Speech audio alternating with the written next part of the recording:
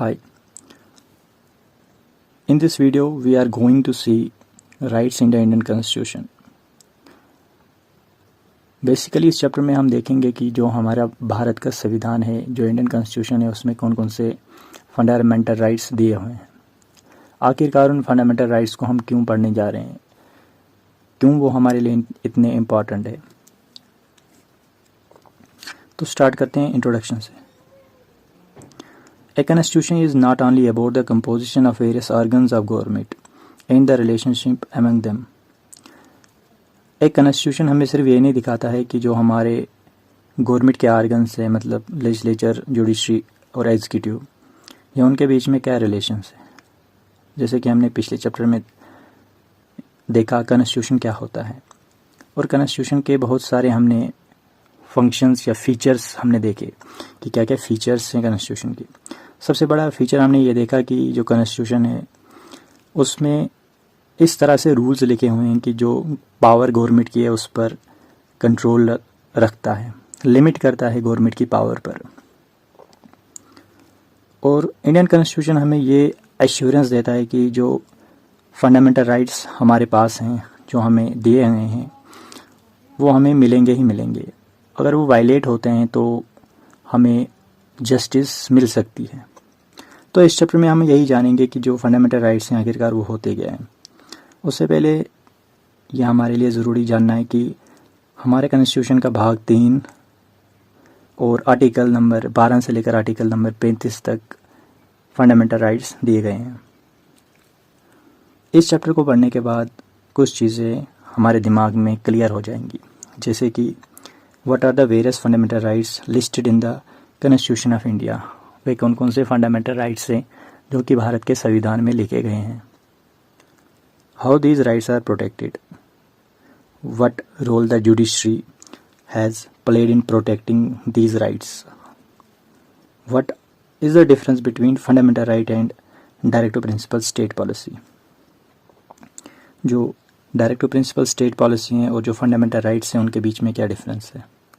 Basically थोड़ा सा बता देता हूँ। जो direct to principle state policy है उसमें हमें ये सब लिखा होता है कि हम किस तरह से अपनी स्टेट को बेहतर कर सकते हैं, अगर एक लेमन वर्ड में देखें तो।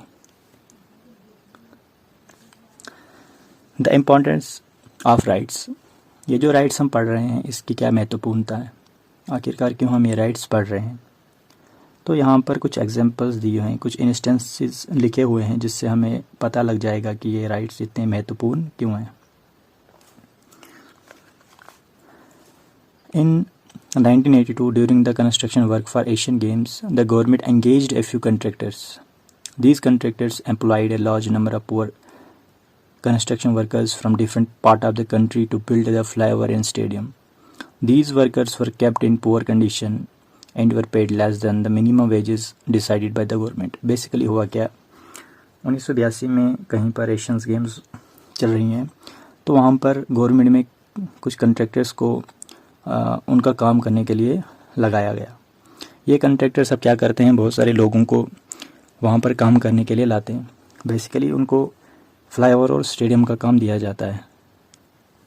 और ये जो वर्कर्स है ये काफ़ी ख़राब कंडीशंस में रह रहे हैं, इनसे काम कराया जा रहा है और बदले में इनको बहुत कम सैलरी दी जा रही है। जो कि गवर्नमेंट ने डिसाइड की थी उससे बहुत कम इनको सैलरी दी जा रही है उन कंट्रैक्टर्स के द्वारा। अब यहाँ पर एक सोशल साइंटिस्ट टीम स्टडी करती है और उनकी कंडीशंस को देखती है, तो उनको पता लगा कि ये काफ़ी ज़्यादा ख़राब कंडीशंस में रह रहे हैं। फिर यहाँ पर एक पिटीशन सुप्रीम कोर्ट में फ़ाइल की जाती है। कोर्ट ये स्वीकार कर लेता है कि हाँ, यहाँ पर जो वर्कर्स हैं उनके साथ बहुत गलत हुआ है। तो जो थाउजेंड्स ऑफ वर्कर्स वहाँ काम कर रहे हैं, तो कोर्ट द्वारा आदेश दिया जाता है कि उनको पूरी सैलरी दी जाए जितना उन्होंने काम किया हुआ है। तो यहाँ पर हमने देखा कि यहाँ पर जो फंडामेंटल राइट वायलेट होता है वो होता है राइट अगेंस्ट एक्सप्लॉयटेशन का। उसके बाद एक और एग्जांपल यहाँ लिखी हुई है।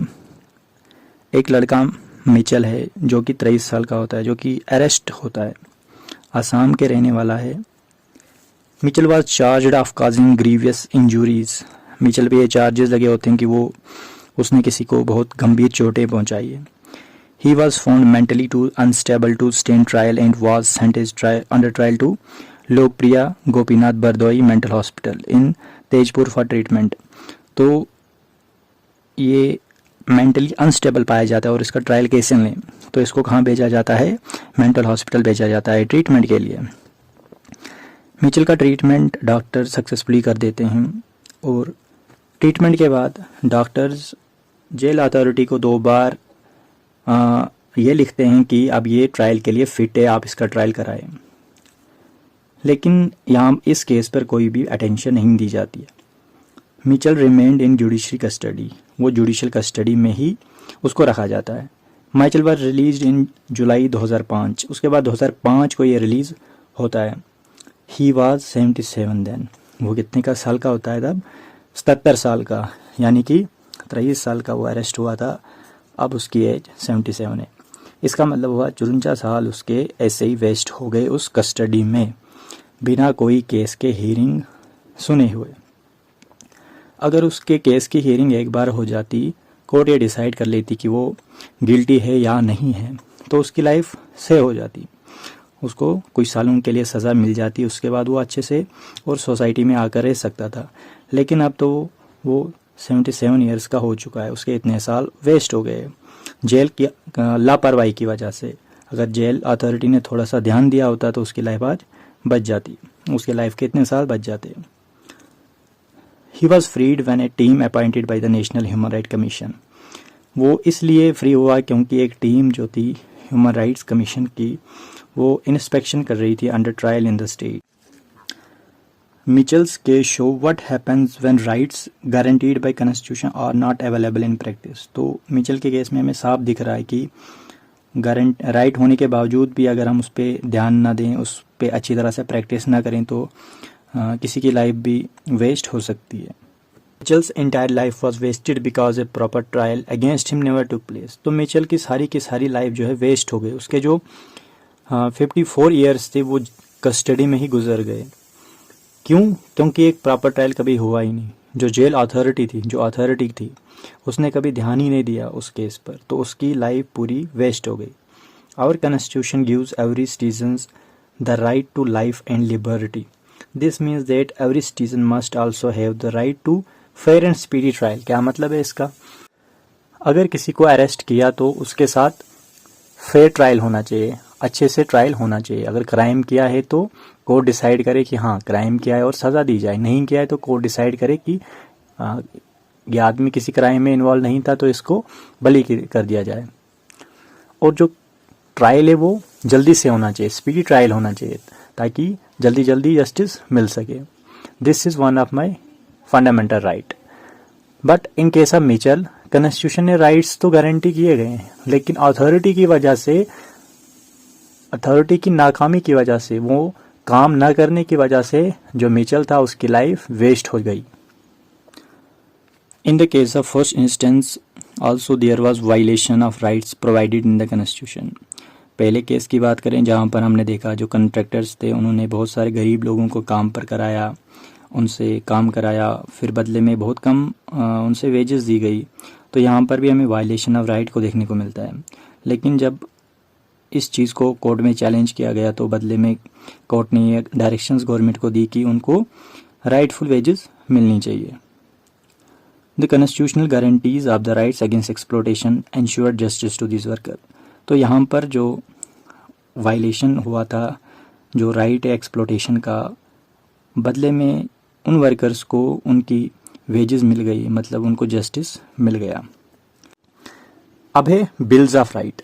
ऊपर दोनों एग्जांपल्स हमें ये दिखाती है कि किस तरह से राइट्स जो है हमारे लिए इम्पॉर्टेंट्स है और उनका एक्चुअली इम्प्लीमेंटेशन होना चाहिए, तभी जाकर वो हमारे लिए कारगर साबित होगा। अगर इन राइट्स का जो सेकंड केस में हमने देखा, राइट तो थे हमारे पास लेकिन उसका इम्प्लीमेंटेशन अच्छी तरीके से नहीं हो पा रहा था, तो मिचेल की पूरी लाइफ वेस्ट हो गई। तो यहाँ पर कहने का मतलब ये है कि इम्पॉर्टेंस तो राइट हमारे लिए हैं ही हैं, लेकिन उनका इम्प्लीमेंटेशन भी उसी हिसाब से होना चाहिए।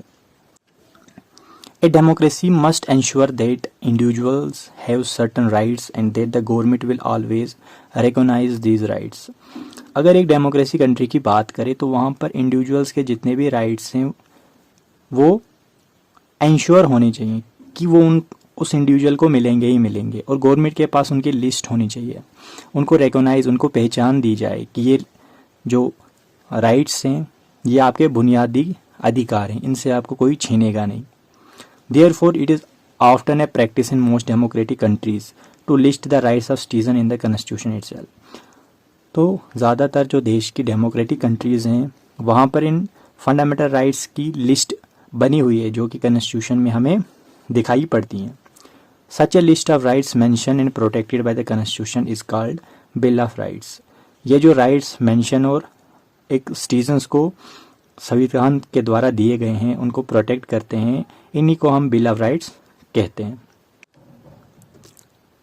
ए bill of rights prohibits government from thus acting against the rights of individual and ensure a remedy in case there is violation of these rights।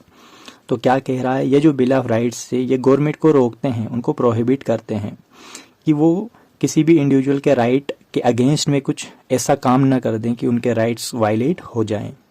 और ये राइट्स या जो हमारा कॉन्स्टिट्यूशन है उसके अंदर जो राइट्स है वो हमें यह रेमेडी भी देते हैं कि अगर इनके वायलेशन भी हो जाएं तो वो हमें कोर्ट में जाने का अधिकार देते हैं। रेमेडी मीन उपचार। हाँ, यहाँ पर मैं आपको बता दूँ, अगर आपके फंडामेंटल राइट्स वायलेट होते हैं तो आप आर्टिकल 32 के तहत सुप्रीम कोर्ट तक जा सकते हैं। उसके अलावा एक और आर्टिकल है, आर्टिकल नंबर 2 to 6, जिसके मुताबिक कोई भी ऐसा राइट आपका वायलेट हो तो आप high court, district court, supreme court जा सकते हैं। From home does a constitution protect the right of the individual. अब क्वेश्चन ये पूछ रहा है कि भाई कॉन्स्टिट्यूशन हमें किसके खिलाफ बचाता है, आखिरकार कौन ऐसे लोग हैं जो हमारे राइट्स को वायलेट करेंगे और उन किन लोगों से हमें ये बचाएगा। The rights of person may be threatened by another person और प्राइवेट ऑर्गेनाइजेशन। तो हमारे आर्टिकल्स, तो हमारे जो फंडामेंटल राइट्स हैं वो कभी भी वायलेट हो सकते हैं, किसी पर्सन के द्वारा, किसी प्राइवेट ऑर्गेनाइजेशन के द्वारा वो वायलेट हो सकते हैं। इस केस में जो इंडिविजुअल है उसको कौन बचाएगा, तो उस केस में हमें जो प्रोटेक्ट करेगा वो है government. So it is necessary that government is bound to protect the rights of individual. तो ये यहाँ पर बहुत ही ज़रूरी है कि गवर्नमेंट जो है हमारे राइट्स को, इंडिविजुअल के राइट्स को प्रोटेक्ट करे। On the other hand the organs of government, दूसरे तरीके से हम अगर हम देखें तो हो सकता है जो गवर्नमेंट के ऑर्गन्स हैं, जुडिशरी हो गया, लेजिस्लेचर हो गया, ब्यूरोक्रेसी हो गया, एग्जीक्यूटिव हो गया, ये भी हमारे राइट्स को वायलेट कर सकते हैं। तो उस केस में क्या, उस केस में भी हमारे कॉन्स्टिट्यूशन में ये दिया गया है कि किस तरह से इन सभी ऑर्गन्स से हम अपने राइट्स को बचा सकते हैं। धन्यवाद। अगली वीडियो में हम देखेंगे fundamental rights in the Indian constitution.